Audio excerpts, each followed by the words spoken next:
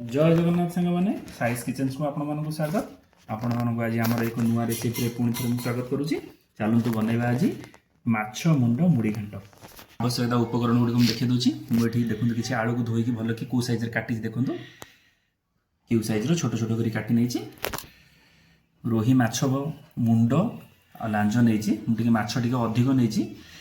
माने पाखापाखि 700 ରୁ 800 ग्राम माछ नहीं माछर क्वांटिटी जिते अधिक ररकार टेस्ट से अधिक लगे। गोटे मसला बनइबा मसला जहाँ जहाँ आवश्यकता जिनस गुड़िक अच्छी मुझे देखे भी दूसरी किसी कच्चा टमाटो नहीं कटा पियाज नहीं अदा रसुण नहीं मुझे 2 चामच गोटा जीरा नौ काटी रखि अदा और रसुण से ऐड कर हल्का टिके पानी आड कढ़ाईटा गरम कर तेल तादेह दबा सोरिष तेल सब बड़े कौन भी नॉनवेज आइटम करुँच सोरिष तेल ही करेंगे तरकारीटा टेस्ट लगे। तेल गरम हो गला गोटा लंका अल्प पंचु फुटण अल्प देवे बहुत कम देवे कारण किसी लोक टे मेथीटा पिता लगे। गोटा जीरा एबे काटी रखि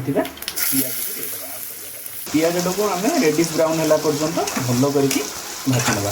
कारण मसला पियाजा कंचा रही भल लगे कि आम ए जो मुड़ी घाट कर हल्का टी कंचा रही पियाजा को पूरा माने रेड ब्राउन करवानी जस्ट हल्का रेडिश ब्राउन करवा।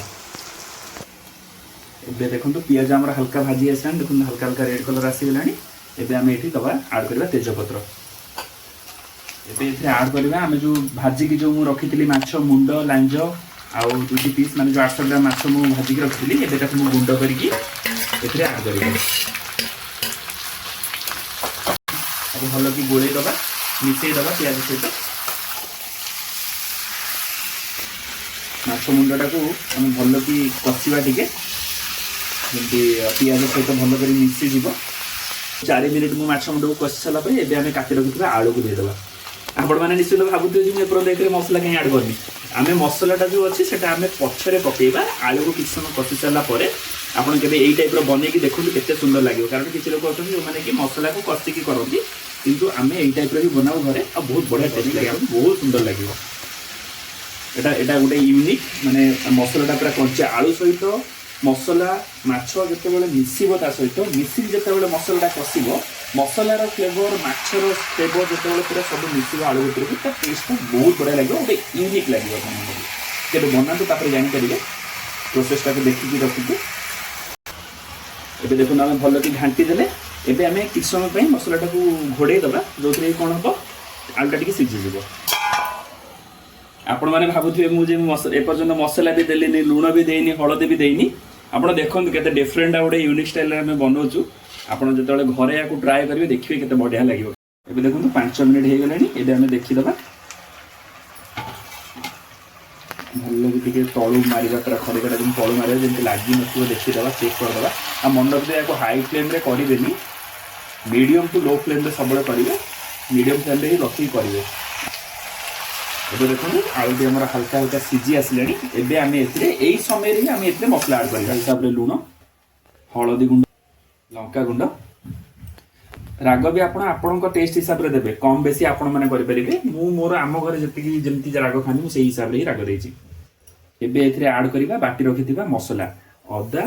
जीरा रसुण एबे या भल कि मिसई दबा मिसई घोड़े दबा आम परिवा सहित पूरा घाटीबानी से जगह रेवल घोड़े दबा परिवाटा को टिके हल्का ऊपर को नहीं आसे मसलाटा जमी भितर बांफरे मसलाटा सीझिब फास्ट एबे या घोड़े दबा ये किसी समय मसलाटा साधे कुक हम बांफरे मिनिट पर आम ढाकुटा को काढ़ुचे एबे आम ए कंचा जो टमाटो जो आम काटिक रखी कटा टमाटोटा से आड करवा मसला किंतु एबे आम गोलेबानी केवल टमाटोटा को आड करवा।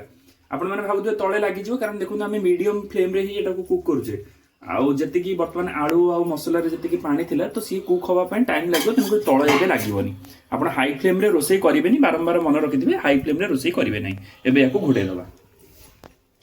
4 मिनिट्स पर सांग आम ये ढाकुटा को काढ़ी मसलाटा को गोले दबा कारण आम मसला गोली ना मन थी मसला गोली ना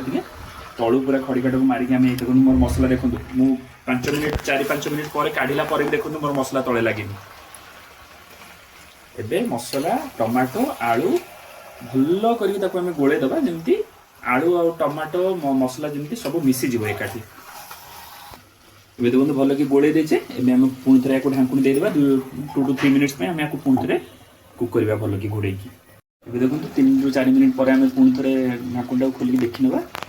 देखो जदि आपनकर रिक्वायरमेंट रहिबो पानी रो देखिबे जदि परिबा जदि सिझी नथिबो ताहले जस्ट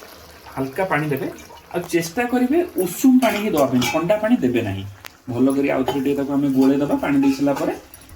बहुत कम पानी देबे कारण एटा झोल नुहे एटा जस्ट पूरा ड्राई ही रहिबो माने ग्रेवी खाली जस्ट टिके देखा जिवो पूरा ड्राई ही रहिबो एटा भल करी गोळे दबा गोळे से हमरो ऑलमोस्ट हे गेलानी आउ 5 to 7 मिनिट्स भीतर ये हमरो पूरा प्रॉपर रेडी हे जिवो एबे पुणी थरा आउथरे घोड़े दबा तो देखो 2 मिनिट हे गेलानी एबे हमें ढांकुंडी को खोल दबा आउ थरे प्रॉपर्ली ताको गोळे दबा प्लस ताको छाडी दबा आउ एमे घोड़ेबानी एबे ये ओपनली कुक हबो जो जदी एक्स्ट्रा पानी टिके रही हेतिबो ताहले सेटा पूरा ड्राई हे जो ऑब्जर्व करनो आलू पूरा ड्राई हे जो आलू पड़ी जे माने से पानी ऑब्जर्व भी करनो कारण हमें बहुत कम पानी रे करछे आपण देखिथिबे मसला कुक कला बेले कि आलू कुक कला बेले हम टोटल पानी ही देने जस्ट खाली लास्ट मोमेंट रे अल्प टिके हाफ कप रो कम पानी देथिले एबे देखो हमर 5 मिनिट्स हे गेलानी एबे एथरे हमें केवल धनिया पत्र किछि कंचा लंका माने चिरिगी आ गरम मसला ऐड कर दबा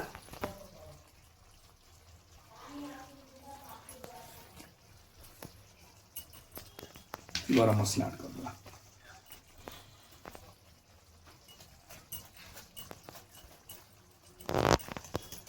एबे हमर रेडी टू सर्व एबे देखुन संग माने हम मुड़ी घंटा पूरा रेडी खाइबा पई माछ मुंड आ आलू पड़ी कि मुड़ी घंटा जदि आपण मानकू मोर ये रेसिपीटी भल लगी देन प्लीज मो चैनल टे को लाइक शेयर और सब्सक्राइब करिवे।